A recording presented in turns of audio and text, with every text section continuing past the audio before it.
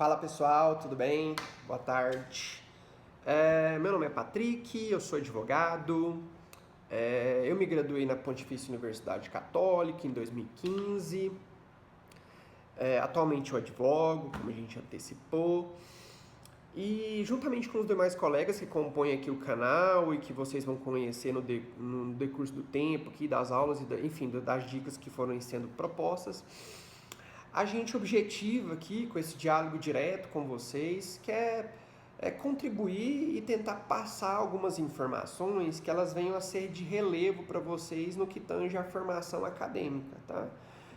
De modo a contribuir então com a absorção de conhecimento que ele vai sendo posto para vocês aí no decorrer das aulas da faculdade, tá? Então, basicamente nos nossos encontros em que vocês terão esse contato comigo, a gente vai falar um pouquinho sobre direito civil e processo civil, tá?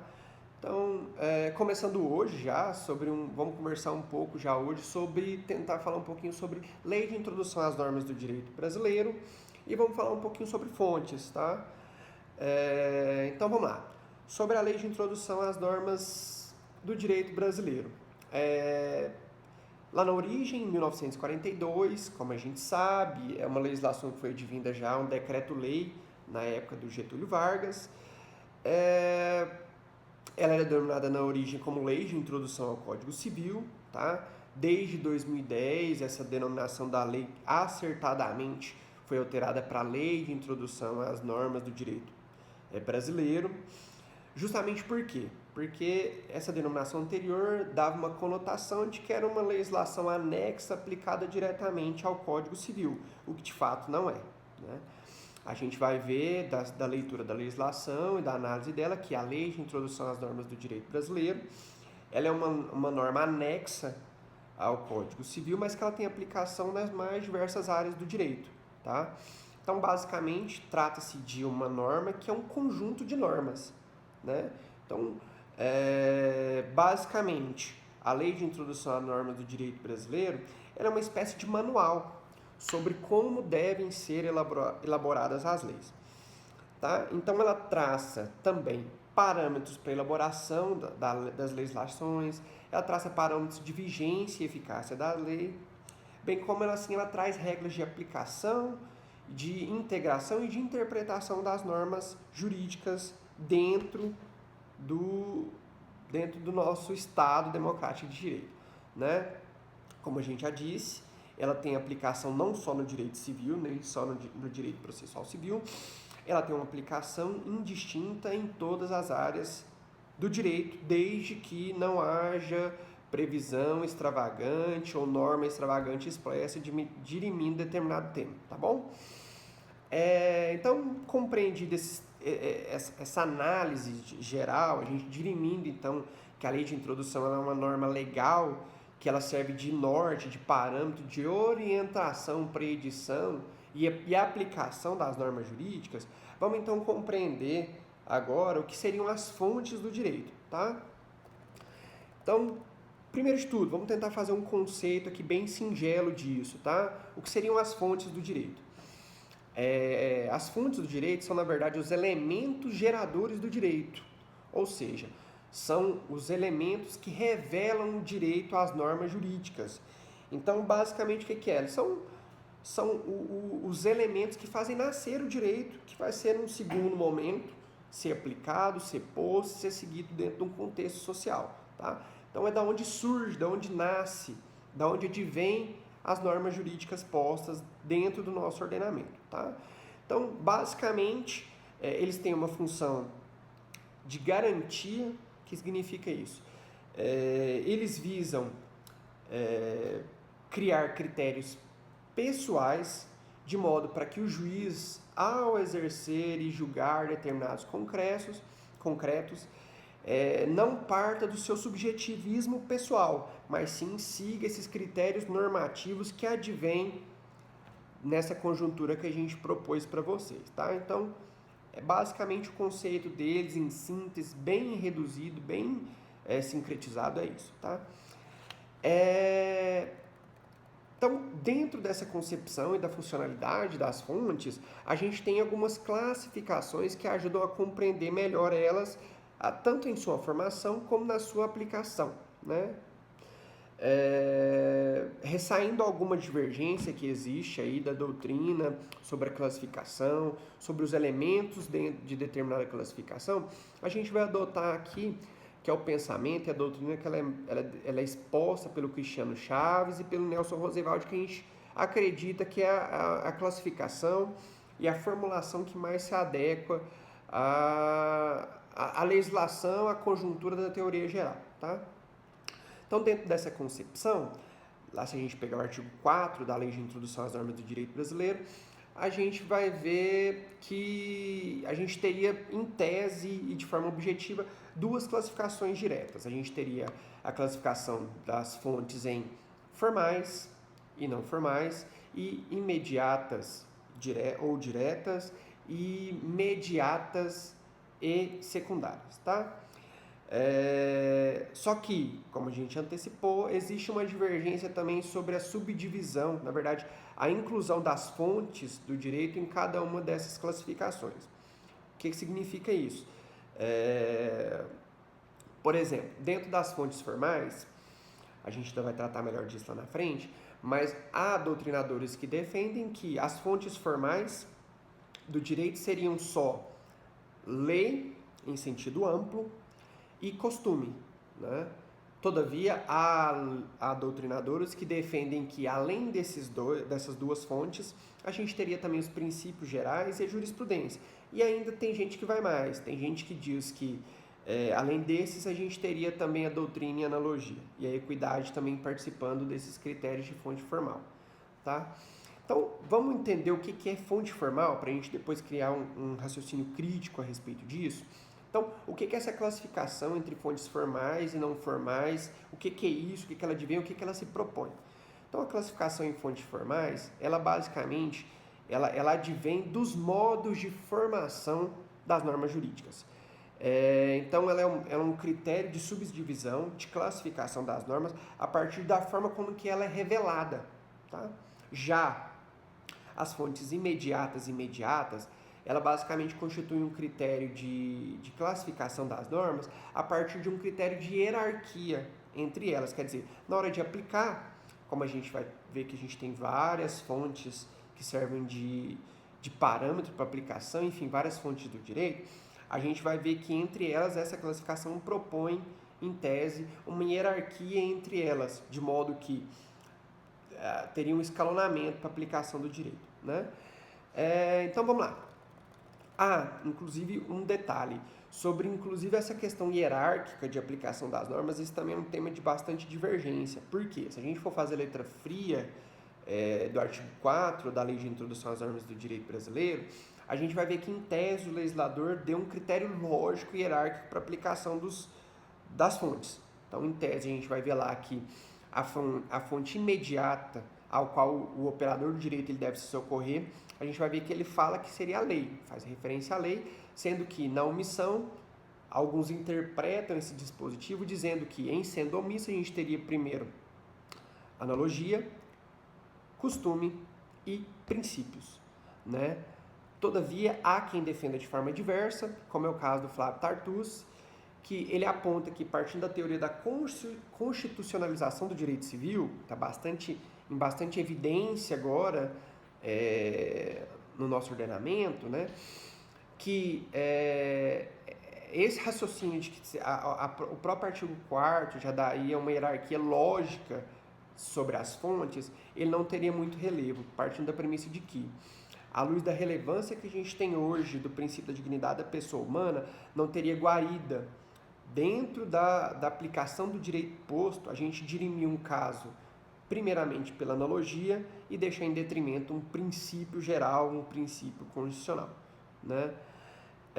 Enfim, é um tema também que depois os senhores podem refletir com mais calma, mas existe sim, dentro dessa classificação hierárquica, esse debate, tá bom? Mas vamos então para a classificação propriamente dita. Então vamos lá. Quais seriam as fontes formais do direito? As fontes formais seriam então a lei, aqui a lei em sentido amplo, né, sentido lato, o costume, a analogia e os princípios gerais, tá? Estas seriam, dentro dessa classificação formal, né, as fontes formais do direito, tá? E quais seriam as fontes não formais? A gente teria, então, aqui a doutrina e a jurisprudência, que seriam mais instrumentos de subsídio à aplicação e à interpretação das fontes que a gente já trouxe num outro momento, tá? E as fontes imediatas ou diretas, quais seriam? A doutrina majoritária entende que a fonte imediata, direta do direito seria a lei. Lei aqui novamente em sentido amplo, tá? Norma jurídica, legislação. E as fontes secundárias, ou seja, se eventualmente a lei ela não atender ou naquilo que ela for omissa para resolver para dirimir determinado caso concreto, o operador deveria se valer então dessas fontes imediatas secundárias, que seriam a analogia, os costumes e os princípios gerais. Lembrando que dentro desse critério, dessa divisão hierárquica, há essa divergência sobre a hierarquia entre si dessas fontes secundárias, como a gente já trouxe antes no outro comentário anterior, tá? Então, basicamente são essas as duas classificações que a gente tem, tá? E ainda, nessas fontes secundárias, que seriam então primeiro a analogia, o costume e os princípios, a gente teria logicamente subsidiando a aplicação e a insurgência, no caso concreto de cada uma delas, da doutrina e da jurisprudência como instrumentos para contribuir na interpretação e aplicação delas no caso concreto, tá? Então vamos lá, o que seriam cada um dessas fontes? Quais seriam cada uma dessas fontes? A gente vai trazer um conceito aqui bem objetivo, justamente pelo tempo que a gente tem. Então vamos lá, o que seria analogia? A analogia basicamente ela consiste na aplicação de alguma hipótese, né, no caso concreto, desde que não tenha nenhuma ressalva, nenhuma insurgência, nenhum dispositivo que ele insira ou que ele incida especificamente naquele caso, você traz um caso semelhante que já foi julgado, que já foi posto a julgamento ao crivo do judiciário, ao operador do direito, e você traz ele como parâmetro para você conseguir dirimir aquele conflito instaurado naquele caso concreto posto, em que a lei foi omissa, né? E o que seriam os costumes? Os costumes são práticas, né, uniformes e gerais, que elas vêm se formando ao decorrer da formação social, costumes, práticas de comportamento, enfim, que elas indicam um modo de proceder em determinado meio social, né? Então, é algo que virou, de acordo com aquele convívio social, de acordo com aquela relação social, algo que foi uma prática que ela foi se tornando corriqueira, que ela foi sendo aceita por esse meio social, né? E o que seriam os princípios? Os princípios são postulados gerais, extraídos pela cultura jurídica, fundados então no próprio senso e no sistema da ciência jurídica, tá? São então ideias, postulados que são ligados ao senso de justiça, né? E, como a gente já disse, sendo ainda considerados instrumentos de fonte secundária, a gente tem aqui a doutrina e a jurisprudência. Por doutrina, a gente sabe que é um entendimento firmado pelos juristas do nosso ordenamento jurídico, os estudiosos do direito, que eles pegam e dissecam aquele tema e dão uma interpretação e contribuem para a aplicação das fontes do direito propriamente dito. E a jurisprudência é um conjunto de decisões uniforme, é uma orientação que ela se torna admitida em diversos casos similares e ela passa a ser um precedente jurisprudencial, tá? Servindo como fonte secundária. Eu vou fazer só uma ressalva também sobre essa questão das fontes secundárias. Se a gente for partir pelo raciocínio que a gente propôs, que a jurisprudência ela é uma fonte secundária, que ela serve como auxílio para aplicação e para dirimir o caso concreto, como no caso dos costumes, enfim, da analogia e dos princípios, como que fica então hoje a questão da súmula vinculante? A gente sabe desde 2004, com a edição da emenda constitucional 45, que ao STF foi conferido o poder de editar súmulas que elas teriam caráter de vincular a administração pública, né, a atuação dos demais órgãos julgadores da própria administração pública como um todo. E aí, como que ficaria isso? Desde 2004, a edição dessa emenda, ela levantou diversas discussões. A primeira, a gente sabe que a gente advém de um sistema romano-germânico do civil law, onde predomina como fonte imediata e como fonte posta do direito a legislação, a lei.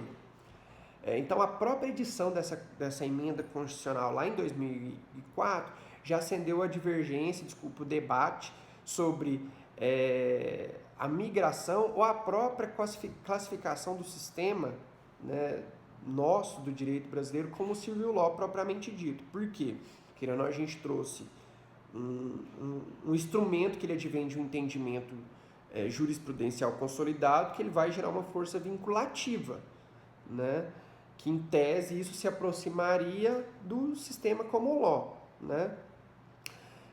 Além disso, a própria sistemática também, como a gente já disse, trouxe também sobre o critério de classificação das súmulas vinculantes. E aí, onde elas entrariam? Porque a jurisprudência é uma fonte, como a gente viu, não formal e secundária. Mas e as súmulas vinculantes, dado esse caráter constitucional cogente vinculativo que foi estabelecido? Tem gente que defende que ela, por esse parâmetro, ela seria lá uma fonte formal. Tem gente que não, fala que ela ainda não teria esse critério. Há quem defenda que ela ficaria como um critério mediano. Ela não seria uma fonte formal e não seria uma fonte não formal. Ela ficaria ali como um parâmetro supra, né, entre os dois. Vamos dizer assim, supraformal, vamos assim dizer. Enfim, são todas essas discussões que a gente vai ter melhor tempo para discutir numa próxima oportunidade e que basicamente, muito embora a gente discuta, a própria comunidade jurídica também não chegou num consenso, mas que servem de reflexões para vocês aí depois meditarem com mais calma, tá? Então, acredito que seja isso que a gente tinha para falar hoje no nosso primeiro encontro. Tomara que tenha contribuído para vocês, tomara que tenha sido de ajuda. E se tiver gostado, vamos acompanhar e vamos curtir, vamos compartilhar para que a gente possa depois, num segundo momento, voltar e conversar mais um pouquinho, tá bom? Obrigado, gente. Boa tarde. Até uma próxima.